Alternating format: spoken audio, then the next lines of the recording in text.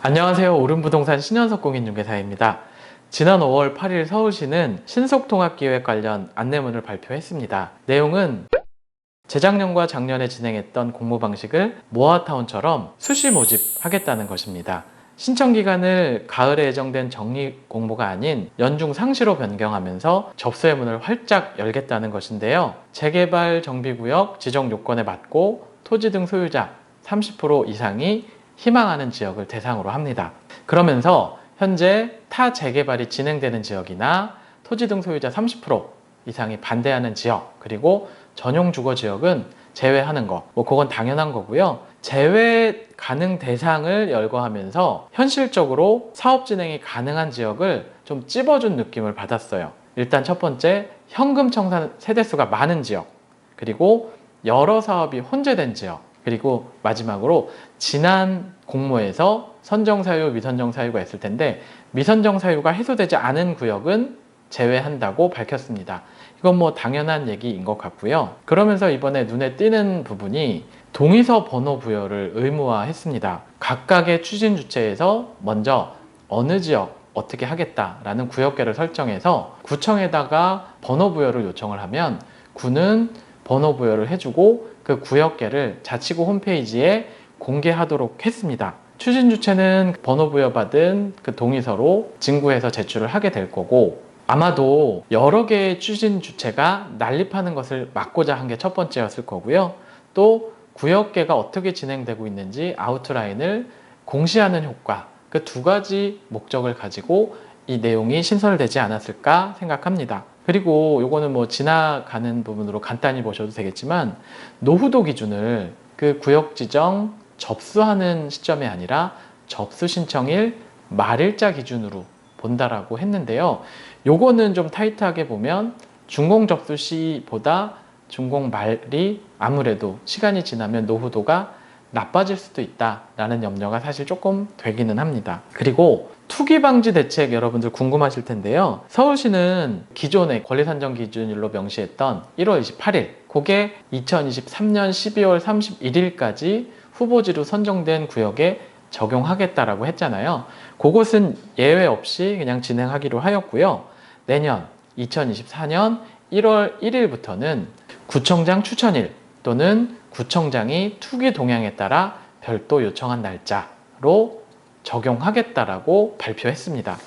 그러면서 더욱 강력한 규제가 나왔죠. 후보지 발표 시에 선정된 구역에 대해서는 그날 바로 토지거래 허가구역 지정 및 건축 허가 제한까지 동시에 묶어버리겠다라고 했습니다. 그럼에도 불구하고 제가 생각하는 시사하는 바는 분명한데요. 서울시가 지난 2년 동안 어느 정도 자신이 생겼다고 봐요. 구역에 대한 데이터, 또 주민 동향에 대한 데이터, 또 본인들의 업무 매뉴얼이라든지 업무 역량 등에 대한 자신감이 어느 정도 생겼다라고 판단한 것 같고요. 또 그 2년 동안 후보지 선정을 안 해준 게 아니라 한 50개 정도, 재건축까지 포함하면 그 이상의 후보지가 선정됐기 때문에 진짜 급한 지역들은 어느 정도 지나가고 있다라고 판단한 것 같기도 합니다. 그리고 서울시는 그 구역들이 진행되고 이주 철거라든지 멸실 등으로 인해서 단기간의 주택 수급 부족 등에 대한 전체적인 재개발에 대한 그 절차도 총괄하는 부서기 때문에 어느 정도 유연하게 속도 조절을 하겠다라는 의지 또한 읽히고 있는 거죠. 그리고 제가 이제 말씀드리고자 하는 말미에 미선정 사유가 해소되지 않은 지역을 살짝 말씀드렸었는데 2022년 1월 28일을 일괄적으로 적용하는 권리산정 기준일 때문에 문제가 많이 발생하는 지역들이 있잖아요. 일부 지역들 있지만 제가 거론하진 않을 텐데 현금 청산 대상자는 여전히 현금 청산 대상자예요. 그게 2023년 올해 말까지 후보지로 선정됐을 경우에, 그렇다 그러면 그 구역들은 어떻게 해결할 것인가 라는 부분에 출구 전략을 서울시가 준 거라고 저는 생각이 됩니다. 그 현금 청산 대상자로 분류되는 분들의 비중이 높은 지역들은 올해까지는 좀 기다림이 힘들지만 기다렸다가 내년 1월 1일 이후에 접수를 해서 후보지 선정이 된다 그러면 서울시 정책에도 반하지 않고 문제가 될 게 전혀 없죠. 그렇다 그러면 미선정 사유가 해소됐기 때문에 당연히 선정될 거죠. 물론 그 지역들의 원주민과 신축 조합원들의 형평성 문제가 있긴 하겠지만 그거는 그 구역 내에서 해결해야 될 문제라고 생각이 되고요. 또 한 가지는 권리산정기준일을 구청장 추천일로 했기 때문에 번호부여부터 구청장 추천일까지 제가 얼핏 생각했을 때 2달 정도면 충분할 것 같아요. 그러면 어느 구역이든 재개발 후보지로 선정을 희망하는 지역 내에서 그 기간이 점차 짧아지는 거죠.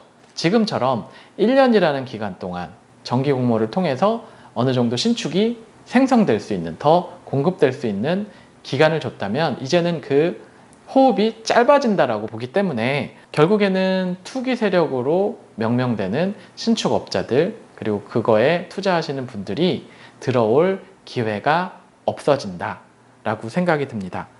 서울시의 시그널은 분명합니다. 노후도가 심하고 주택 재개발이 시급한 지역은 서둘러서 해주겠다는 거죠.